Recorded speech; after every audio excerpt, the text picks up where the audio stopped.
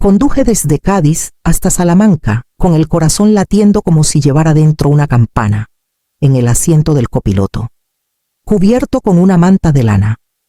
Descansaba el cofre de madera que había pertenecido a mi abuelo. Dentro guardaba mapas y recuerdos que durante años habían sido el hilo invisible que unía a nuestra familia mientras recorría la autovía. Pensaba en la cara de Íñigo al verlos, en cómo se iluminarían sus ojos como cuando era niño, y recorría con sus dedos las líneas dibujadas a mano. Me repetía que un baby shower era el momento perfecto para entregarle ese legado. Cuando por fin aparqué frente a su casa, el cielo se cubría de nubes bajas y el aire de Castilla tenía ese filo que corta la respiración. Toqué el timbre con una mezcla de cansancio y expectación.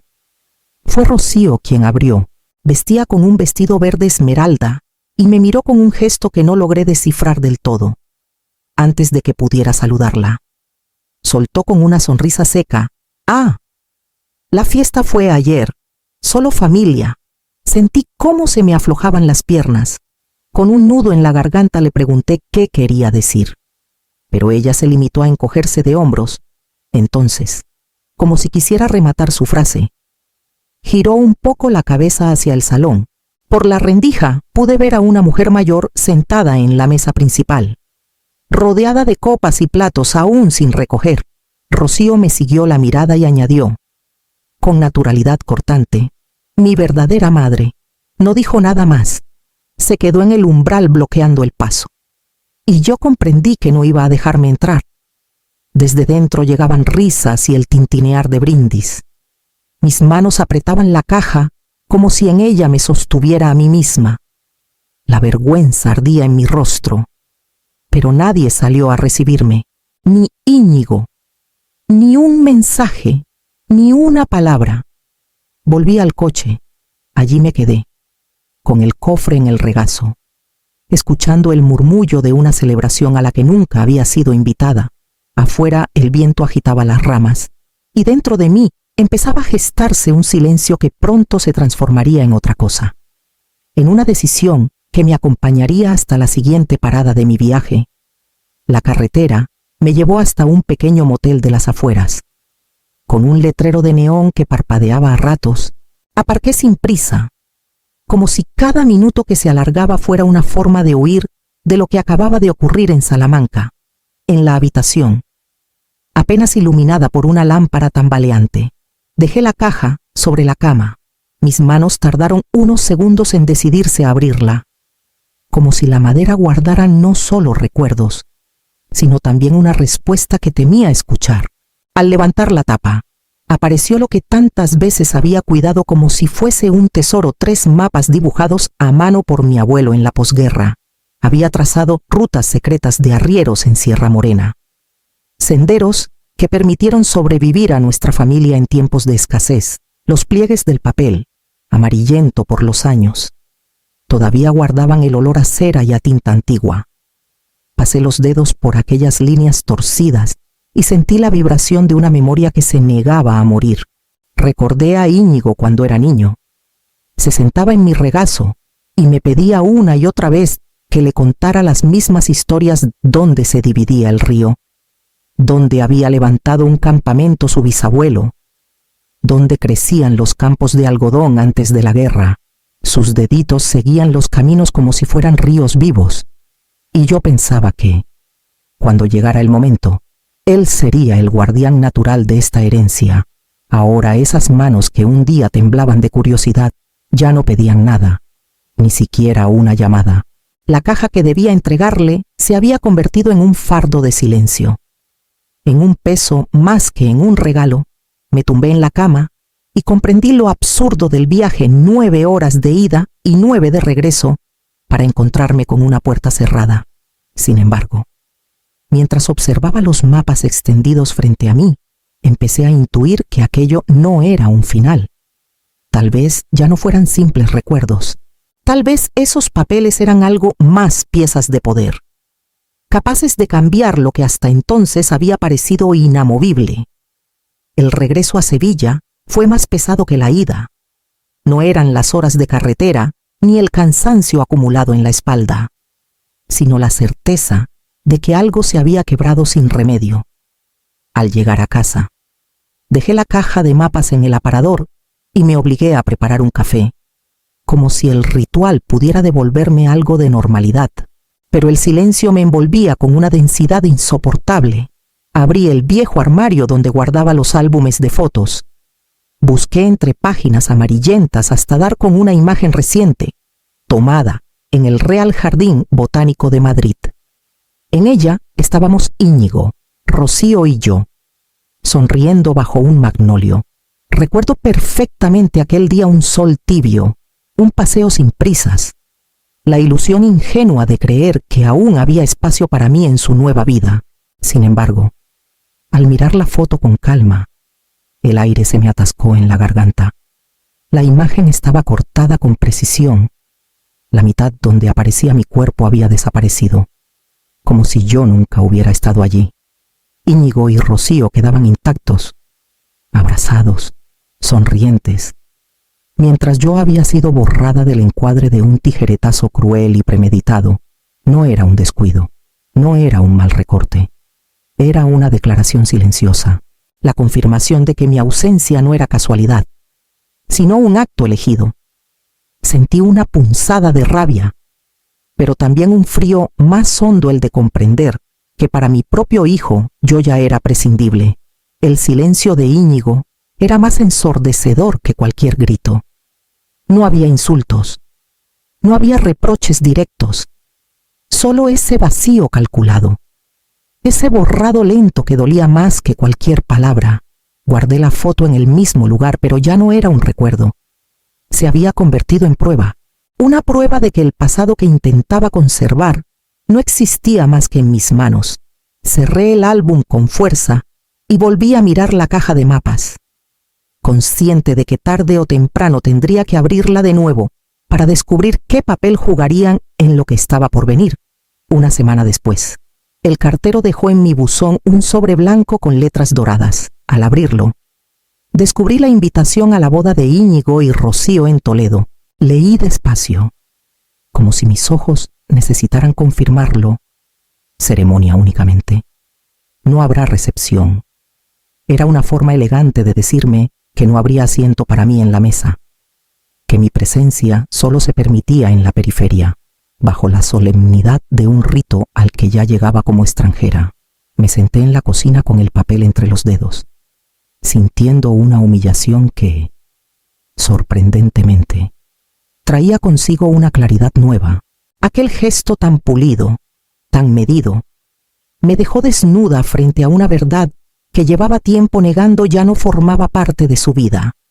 Salvo cuando mi silencio les resultaba conveniente, decidí entonces abrir el cajón donde guardaba documentos y cartas. El orden de las carpetas contrastaba con el desorden que tenía dentro de mí. Saqué primero los recibos de 2 préstamos, 10.000 oro y 20.000 oro que había entregado a Íñigo para sus primeras aventuras inmobiliarias. Recordaba bien cómo me aseguró que serían devueltos pronto, que era solo un empujón inicial. Pasaron los años y nunca volvieron, ni el dinero ni la gratitud. Seguí hurgando entre carpetas hasta que encontré un documento más grueso. Era la cesión de una casa rural en los picos de Europa. Leandro y yo la habíamos transferido a Íñigo hacía 5 años.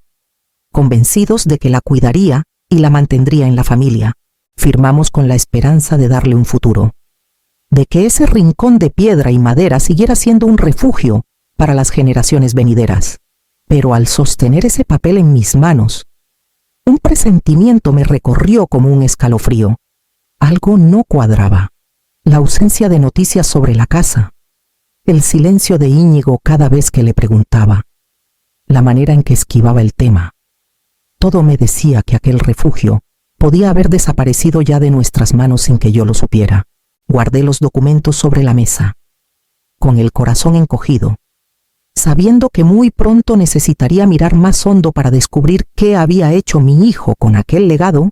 Volví a abrir el archivador con un peso en el pecho que me oprimía más que el cansancio acumulado en los huesos. Pasé página tras página de escrituras, contratos y cartas notariales hasta que, Entre un fajo de copias, apareció lo que temía. Allí estaba un documento de compraventa firmado hacía 2 años. La casa rural en los picos de Europa.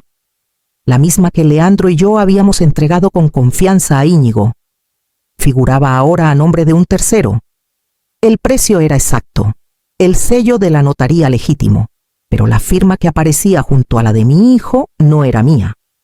La observé detenidamente.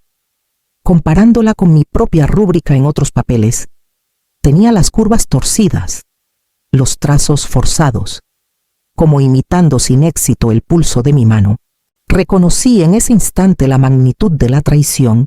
No era un simple olvido, no era un distanciamiento familiar, era una falsificación, un robo frío, calculado, ejecutado con la certeza de que yo nunca lo descubriría. El suelo pareció moverse bajo mis pies. Me senté de golpe, con el documento apretado entre los dedos, sintiendo que toda una vida de confianza se había resquebrajado en silencio. Recordé la primera vez que Íñigo corrió por los prados de aquella casa, con apenas 7 años, gritando que ese lugar sería siempre suyo. Y lo era, pero no de la forma que habíamos imaginado. Lo había convertido en moneda de cambio, usado como aval para un negocio cuya existencia desconocía. Las lágrimas pugnaron por salir, pero no les di permiso. Me negué a que la falsificación me dejara también sin dignidad.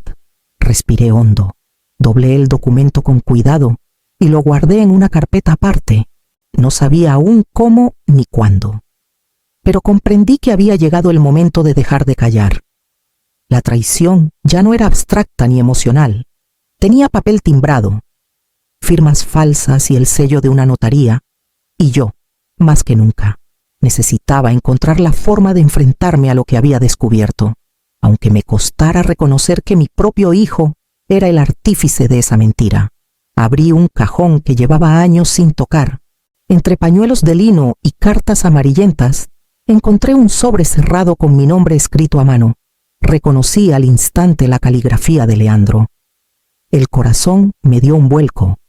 Sus letras tenían la capacidad de devolverme su voz, aunque ya no estuviera. Rompí el sello con cuidado y desplegué las hojas. La fecha era de apenas unas semanas antes de que la enfermedad lo derrotara. Comencé a leer despacio, como si cada palabra pudiera resucitarlo un instante. Me hablaba con la serenidad de quien sabe que el tiempo se acaba. Me pedía que no cerrara los ojos ante lo evidente, que Íñigo, en su afán por demostrar que podía más, corría el riesgo de dejarse cegar por la ambición. Nuestro hijo te quiere, pero puede confundir éxito con posesión, escribió. Más adelante, la tinta se endurecía en trazos firmes. El verdadero legado no son las paredes ni las hectáreas. Eulalia, es la dignidad. Protégela aunque te quedes sola, aunque te acusen de egoísta.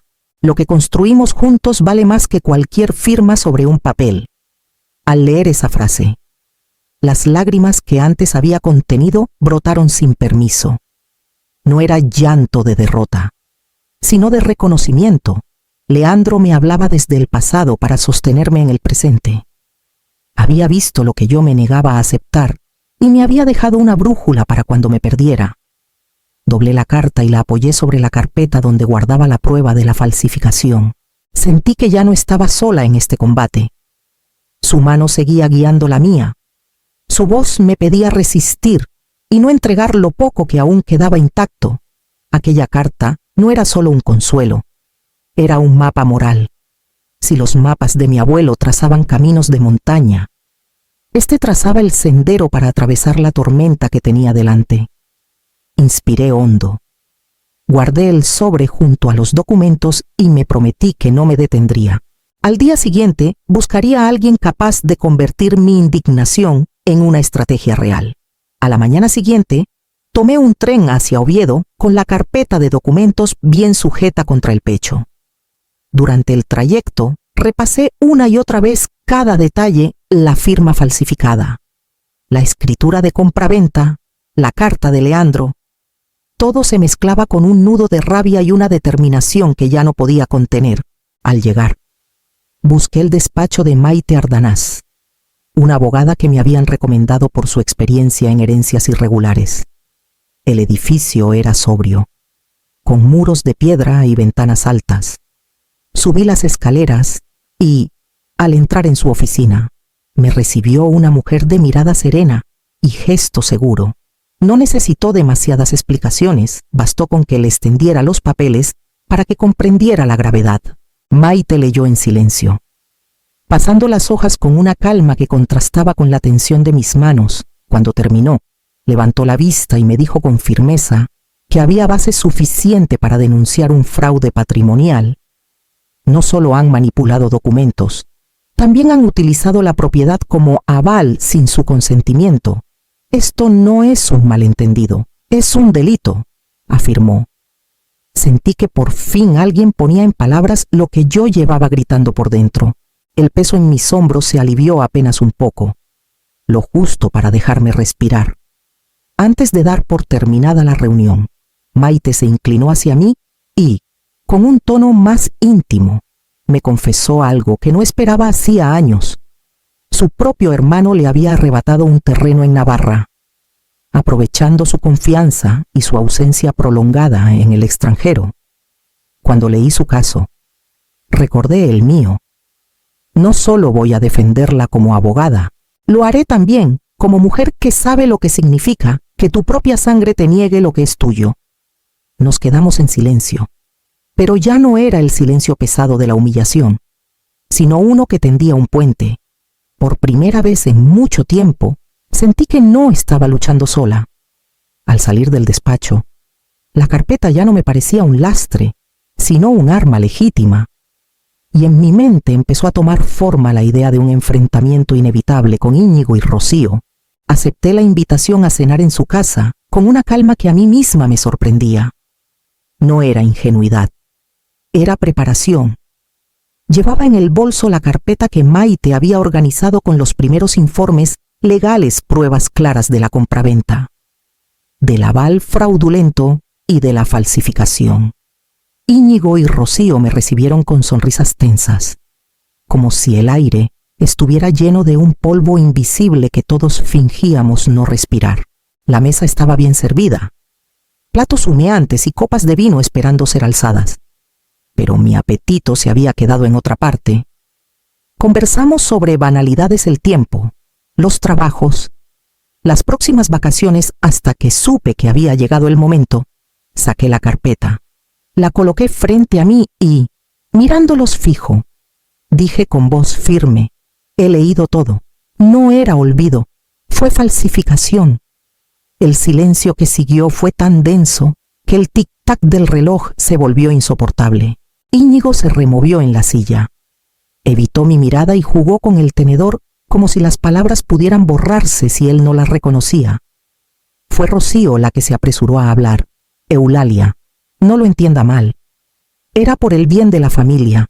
La inversión necesitaba garantías y la casa estaba ahí, sin usarse. Íñigo lo hizo pensando en todos. Sentí un frío recorrerme, pero respondí sin alzar la voz. No se protege la sangre con mentiras. Rocío se encogió, como si no esperara una respuesta tan clara. Íñigo alzó por fin la vista, pero en sus ojos no había disculpa, solo sorpresa. Se quedó mudo.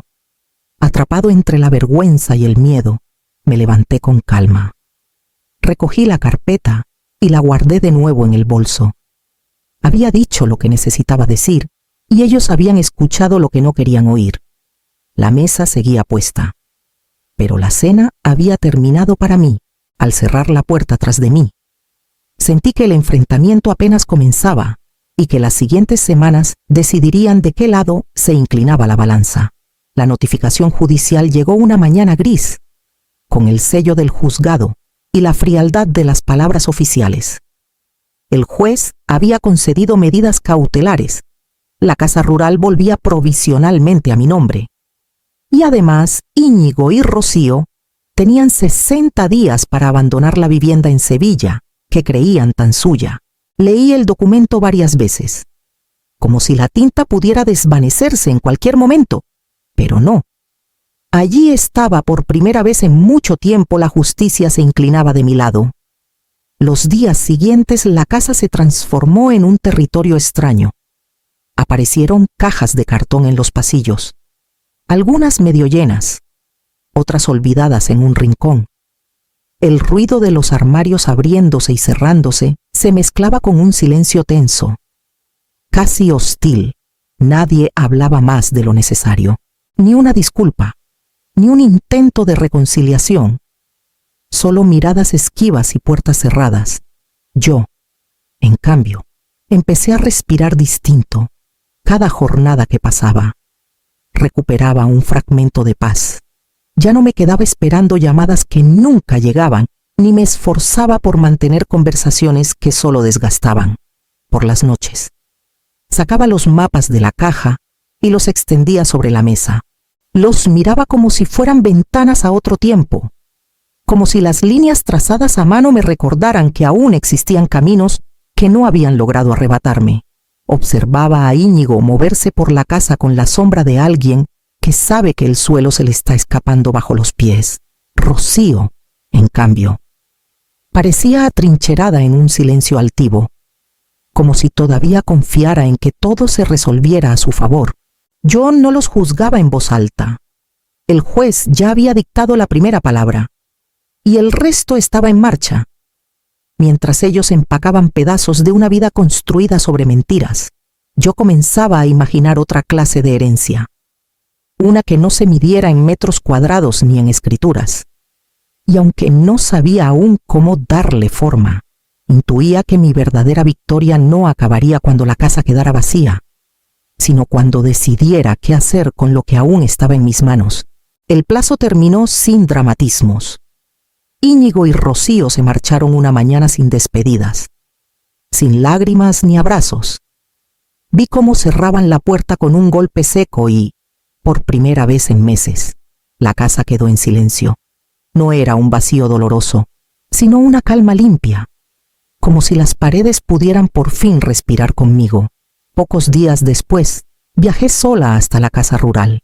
El camino entre montañas me recordó los veranos con Leandro, cuando soñábamos con dejarle a nuestro hijo un refugio que hablara de raíces y continuidad al llegar. Encendí la chimenea y extendí los mapas sobre la mesa de madera. Las líneas, dibujadas por mi abuelo, parecían vivas bajo la luz del fuego, testigos de un legado que había resistido a la traición y al tiempo. No quise guardarlos otra vez.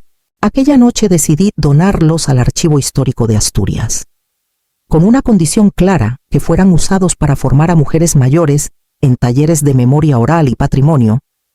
No quería que los mapas quedaran mudos en un cajón, sino que se transformaran en voces nuevas, en caminos que otras pudieran recorrer. Con la ayuda de Maite, puse en marcha la Asociación Raíces Libres, un espacio destinado a proteger a viudas y madres mayores frente a abusos patrimoniales. Fue un trabajo lento, paso a paso, pero cada reunión y cada historia compartida me confirmaban que no estaba sola. Había muchas como yo, borradas en silencio, que merecían recuperar su nombre y su lugar. Un año después, en la inauguración de la primera exposición de los mapas, una joven estudiante se me acercó con un cuaderno en la mano. Me miró con timidez y dijo: «Gracias a usted sé que las historias no se borran, solo cambian de manos». Sonreí con una serenidad que ya no temblaba. No había perdido a un hijo, había ganado un ejército de herederas simbólicas.